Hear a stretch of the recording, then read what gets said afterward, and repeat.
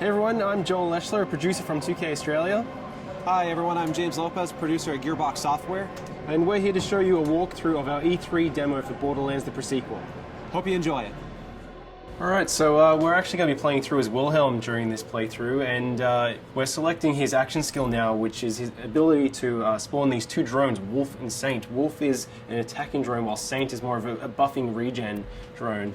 We're going to go down the Cyber Commando skill tree. This one's really cool because if fans remember Wilhelm from Borderlands 2, he was just a giant loader with a human head on top. But in this game, it's his origin story, and he starts out just as a man. But you have the ability by going down this skill tree to start turning him into that giant robot that he was in Borderlands 2.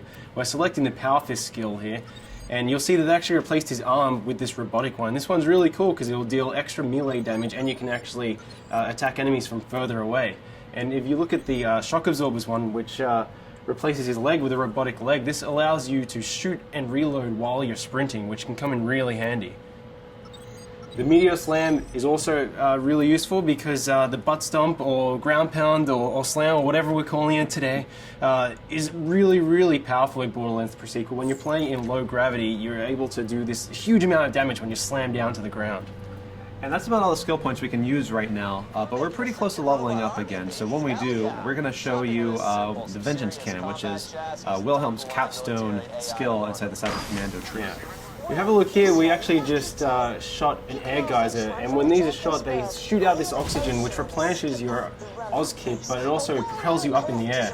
And the higher you get, the more damage you can do from your butt stomp. So if you hold that crouch button, you slam down on the ground, you deal this huge amount of damage to enemies on the ground. Yeah, geysers are a great way to do a slam immediately instead of having to kind of like prime yourself for it. You can hop on one of those and just immediately move off it and slam someone into oblivion if you want to. Here's another example of how the levels are informed by low gravity in Borderlands the Pre-Sequel. You're able to do these massive leaps and bounds, and really you have a lot more freedom as a player. The scope of travel has increased so much. And we're able to use the air boost by venting some oxygen. You're actually able to go even further by propelling yourself forward or even higher. Yeah, and it's cool that we have these abilities. They obviously come with some cost on the oxygen meter, but we get plenty of ways for you to get that oxygen back. You know, we've got oxygen canisters that drop from when you kill enemies. We have the air geysers. We have other like cracks in the ground that air can come out of. They won't give you that jump, but they will give you back your oxygen. We also have oxygen generators, and even like certain Oz kits will allow you to create an oxygen bubble whenever you do a slam attack.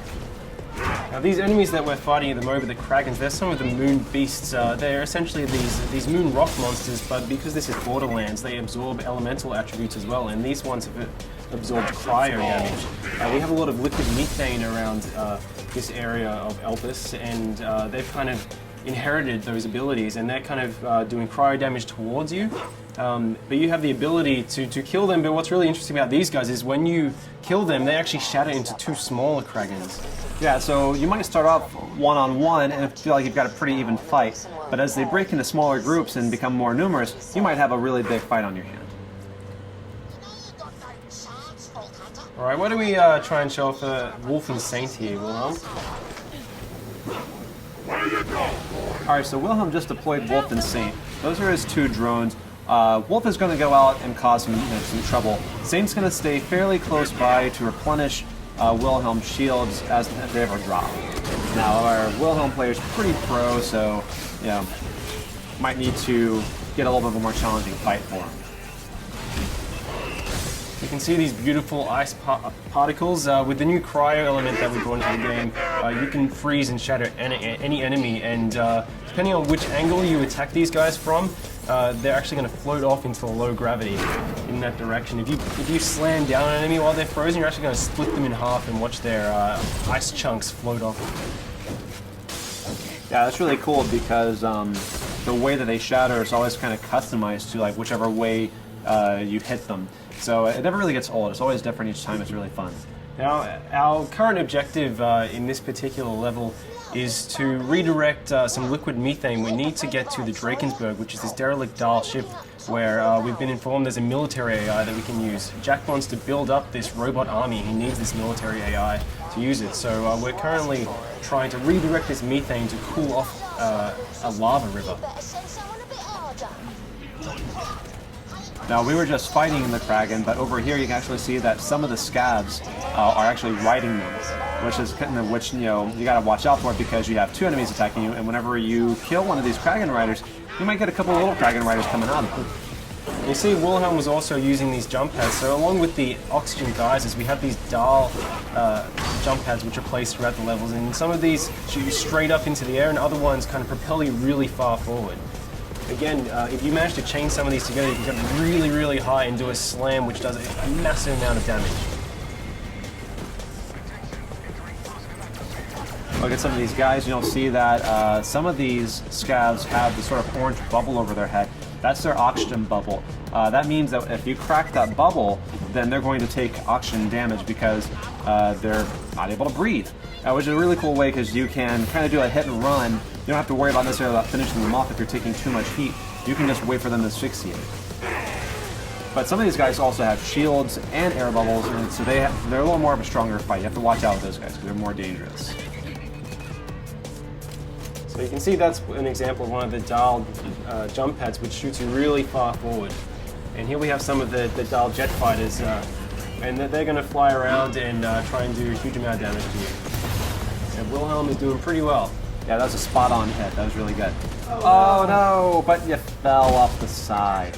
That's okay because we've got plenty of jump pads. We have a lot more verticality in Borderlands now than we ever did before. So there's not necessarily any one way to get to this objective. Really, all he has to do is just find either a jump pad or a way to jump from platform to platform. Yeah, something really great about the low oxygen, it allows you to traverse these maps really, really quickly. So because you can make these massive leaps and bounds and you have these jump pads, you're able to get from one end of the map very, very fast and really get an edge on enemies. All right, now it looks like we just leveled up. So we're going to go and put that skill point in Vengeance Cannon. That's really interesting because if you take a certain amount of damage, Wilhelm responds with the Vengeance Cannon and can do a great amount of damage within a pretty generous period of time. You have about 30 seconds of action on this. It can come in really, really powerful when you're under the pump. Yeah. So you can see now we're actually redirecting this liquid methane, so we should be able to go over and try and freeze this lava lake. All right, so once this pipe connects, we actually have another route on how we can get to the next objective. You could just go down to the ground if you wanted to, but because of the verticality in the pre-sequel, we can actually continue along this path here. All you have to do is have the option to make the jump, and then you can actually run along this pipe here. So there's plenty of ways to explore this map and get pretty much to anywhere you need to get. Yeah, it's really cool as well. Our level designers have built the map so, especially when you're playing co-op, you can have each player, they can approach each of these sites from different angles. So we could have taken that pipe all the way along while Athena went down via the ground and went over to the via the jump pad. Yeah, people that are especially fond of sniping should keep an eye out for these kind of opportunities because you get a superior angle from which you can snipe off those oxygen bubbles or just do just a bunch of damage in general. Yeah, absolutely. So we're going to continue along this way, and Athena's going to continue on the ground, and they're both getting that. She's going to jump across this chasm here, and we're going to get on to the next big fight. Yeah, we should be able to ambush these guys by taking them from 2 different angles. Once Wilhelm, finds a way to jump over this. There we go. All right, so in this area here, we've got some jetpack scavs. We also have some guys that are on foot. They actually see a scav that Athena just killed just flying off in the distance. And he'll go on like that for quite some time. Yeah, if he still has any life left in him, he's getting pretty beautiful. Oh, yeah. Awesome. Oh, no. Athena's down. Hey, Wilhelm, why don't you go ahead and revive her using the oxygen? Yeah. So you kind of have these cool tactical decisions. You can revive your downed players faster with oxygen than if you just do it the normal way. But that obviously comes at a cost. But sometimes it's really good to get them in the fight faster. Beautiful. You can see we have these jetpack scavs, so all of the enemies on Elpis can take advantage of the low gravity just as much as you can. So if you're getting protection behind cover, they can actually jump over and stomp on you and invalidate your cover just like you can them. We really wanted this gravity system to go throughout every single feature in the game. Which Did a pretty awesome butt stomp there. Yeah, that was solid. Here's some of our new vending machines that we're just kind of teasing as we run by them, but you can see more about them later on. All right, we're coming into the processing plant now. This is actually where you just directed the liquid methane to, and it's really important that you do this because we're going to use it to freeze a lava river so we can form a natural bridge that we can cross over to the Drakensberg in the next map. Now this has a lot of enemies in it. Definitely a good time to bring out Wolf and Saint. Yeah, try and use those jump pads to get a height advantage of the players as well. If you stomp down. He just shocked that scav when he did that ground pound because of his because of the Oz kit that he has. It's really cool because each Oz kit can have a variety of features on it. Some of them will do your basic oxygen extension, but some also add elemental attacks. Some will create oxygen bubbles whenever you do a slam. There's a lot of layers to them because it's really important to us that our gear be relevant and offer some really cool stuff.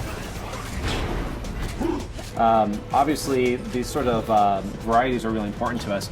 Whenever we added the ice elemental, this also is represented across all gear items. So you've got it in shields, you've got it in grenade launch, you've got it in guns, and we also have lasers.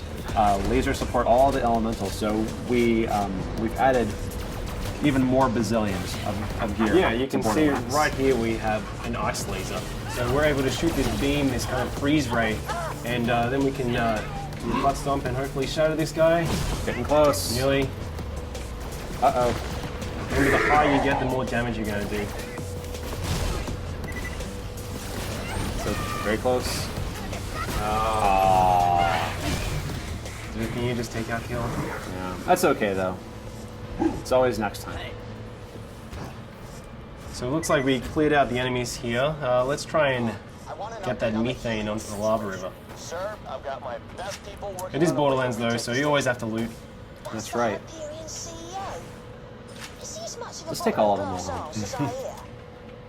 Who the hell is Ninja. that? That is the 10-year-old boy we hired to help us. You're fired, John.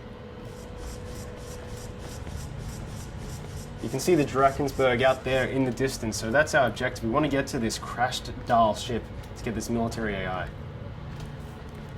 Once we get that military AI, Jack can put into the loaders, which up until this point have been useless. They're just construction bots, basically. But once we put the AI in them, we'll be able to weaponize the loaders and reclaim Helios, which is the moonshot facility. I need you to dump the methane from the reservoirs into the lava. We'll create our own path by cooling it off. This is gonna be ace. The lake should be safe now. Let's get to the Drakensberg. Alright, success. So you can find that Let's make AI. our way over to the Drakensberg. Lads, looks like we're going to have guests over. The kind the bosun wants dead as quickly as possible. Of course, will Borderlands be without a bunch of big baddies to have to fight? Yep, they just get bigger and bigger. I really like that he's an ice dragon, but he also has lava inside of him. Yeah, I see that all the time. Yeah, it makes sense.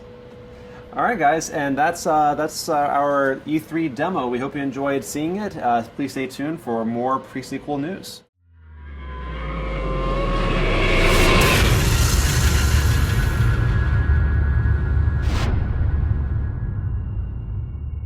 You coming?